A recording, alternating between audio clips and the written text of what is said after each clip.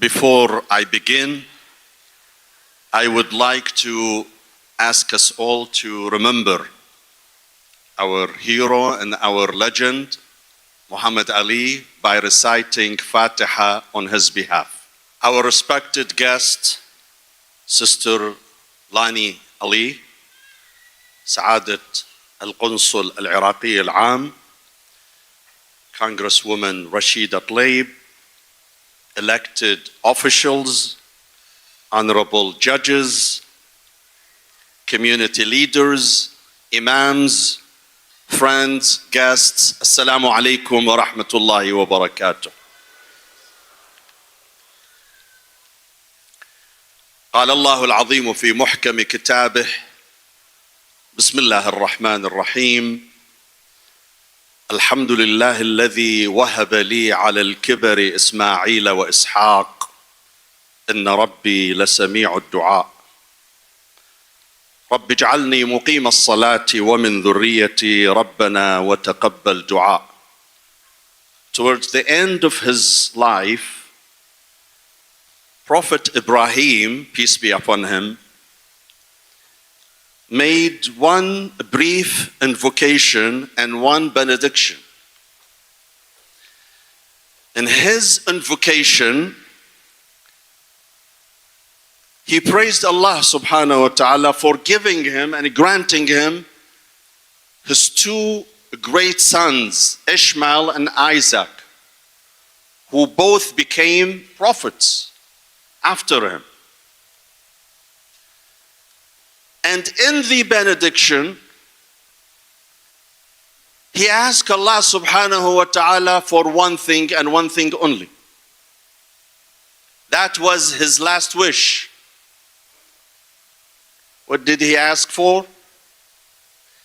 He didn't ask for money, for cash, or having or possessing properties. He asked for one thing only. رَبِّ اجْعَلْنِي مُقِيمَ الصَّلَاةِ وَمِنْ ذُرِّيَّتِي. O Allah, make me of those who establish prayers as well as my descendants.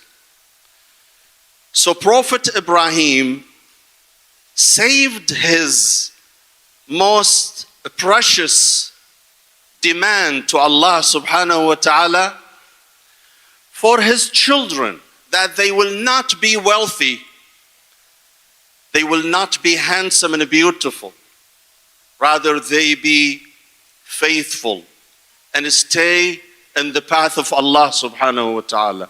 That was the only wish Prophet Ibrahim made before dying. For his descendant to be a good mu'min, to be good believers, to be someone who dedicate themselves to Allah subhanahu wa ta'ala, to be someone who become a role model in the community. That was his final wish, my dear brothers and sisters.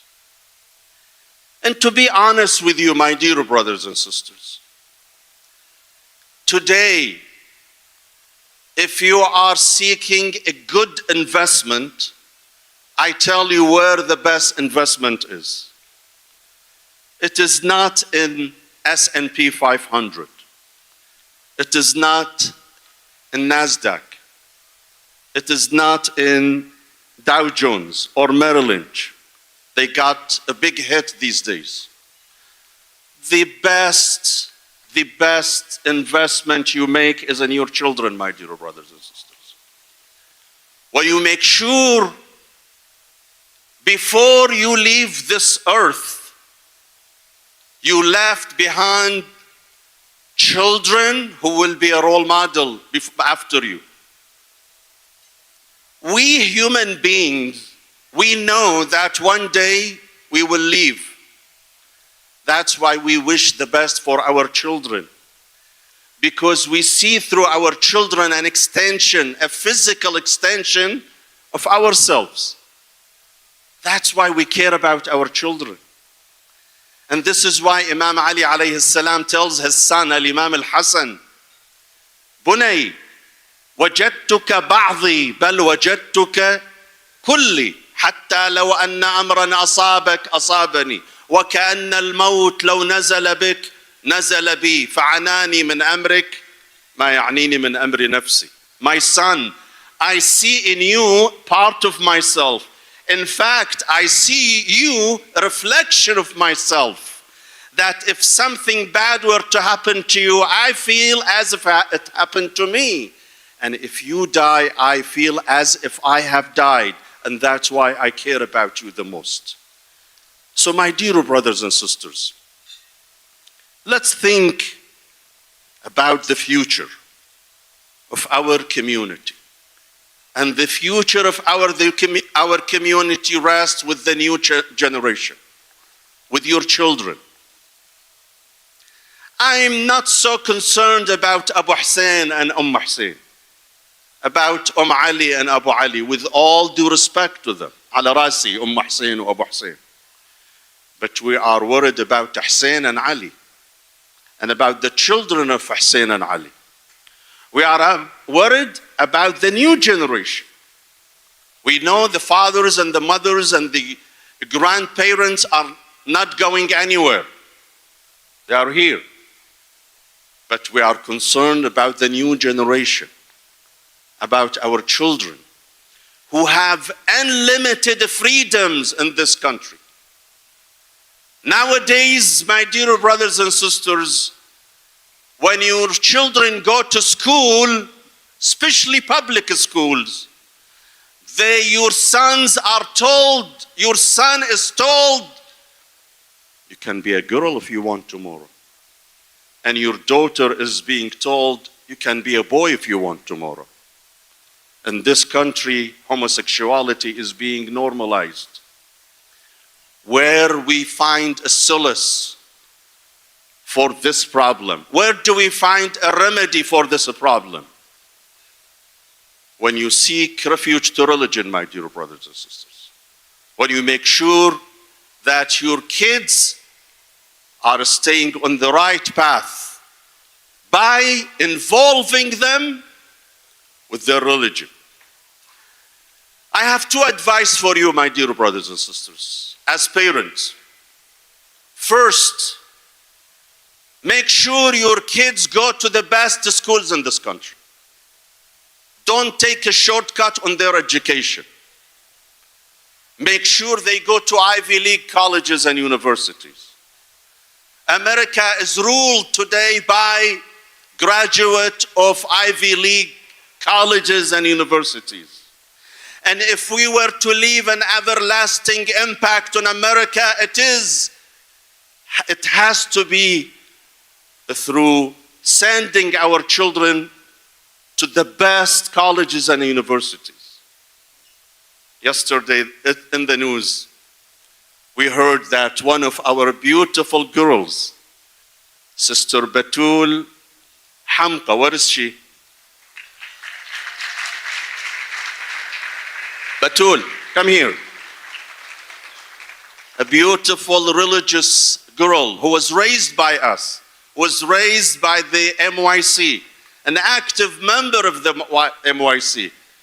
She got accepted at Harvard University. Please, come here.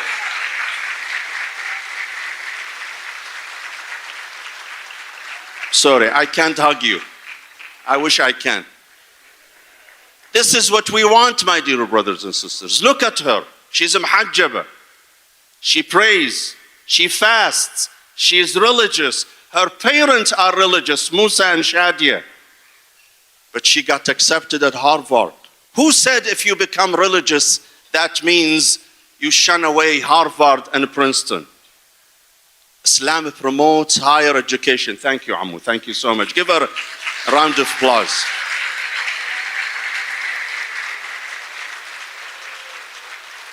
Islam promotes education. طلب العلم فريضة على كل مسلم ومسلمة. Seeking knowledge has been an obligation upon each male and female Muslim. The second advice for you, my dear brothers and sisters, get your children involved with the mosque. When it is 11 p.m., the only place, and your son or daughter is not home yet, the only place you would not worry about them if they come late, if they are in the masjid. Anywhere else you need to worry about them. You need to check on them. What happened to them? Where have they been? Who they are talking to? Only when they go to the masjid, they are learning. They are seeking further knowledge on their religion. And they are interacting with other Muslims. That's what you need for your children. At IIA, last Friday, I asked the audience, those who are between 18 and 30, to raise their hand. Almost half the hall raised their hand. This is a very promising phenomenon, my dear brothers and sisters. I remember when I came to this community in 1997 at the Islamic Center on Joy Road, the first Friday prayer I led, there were only 2 lines of elderly men and women. God bless them.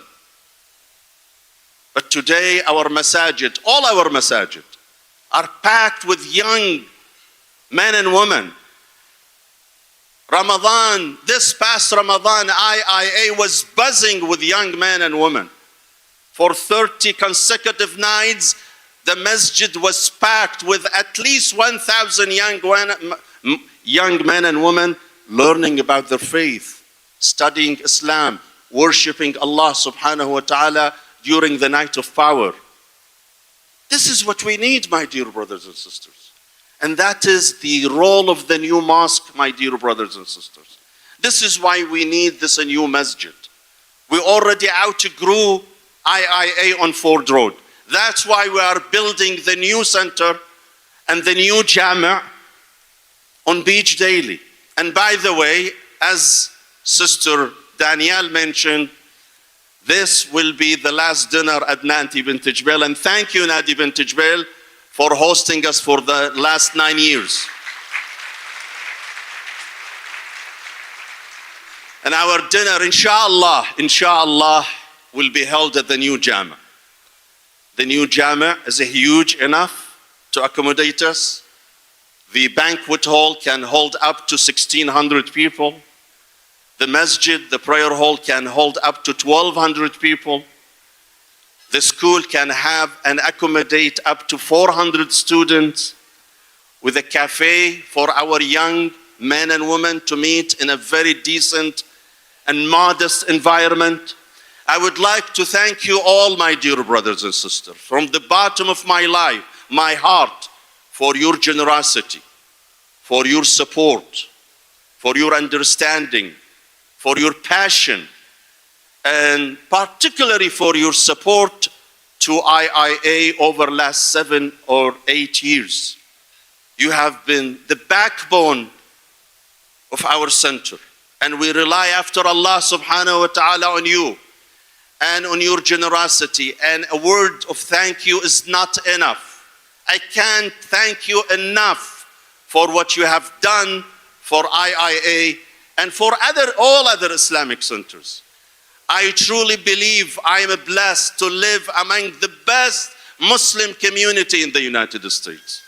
I have been to many communities around the United States. I have never found a more sincere and more generous community than you.